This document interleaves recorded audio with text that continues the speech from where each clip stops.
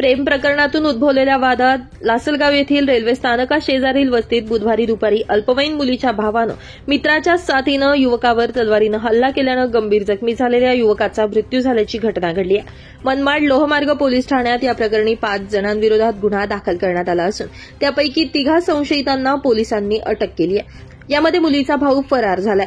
दरम्यान या घटनेनंतर लासलगाव शहरात तणावाची स्थिती निर्माण होऊन नागरिकांनी शुक्रवारी लासलगाव बंदची हाक दिली आहे. पोलीस सूत्रांनी दिलेल्या माहितीनुसार लासलगाव येथील रेल्वे स्थानकाशेजारील वस्तीमध्ये बुधवारी दुपारी प्रेम प्रकरणातून उद्भवलेल्या वादात अल्पवयीन युवतीच्या भावानं आपल्या मित्रांच्या साथीनं संजय नगर या ठिकाणी राहणाऱ्या 20 वर्षीय कुंदन नरेश पावरिया या तरुणावर तलवारीनं हल्ला केला.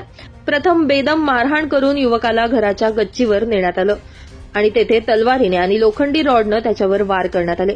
जोरदार मारामारी झाल्यानं परिसरात गर्दी जमा झाली होती.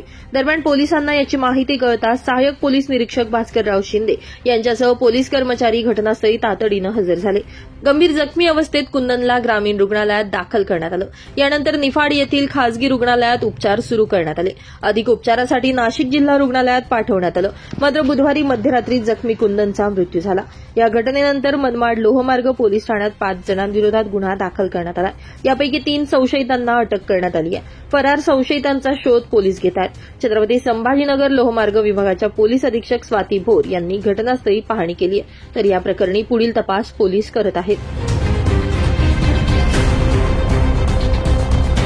ब्युरो रिपोर्ट, नाशिक माझा न्यूज, नाशिक.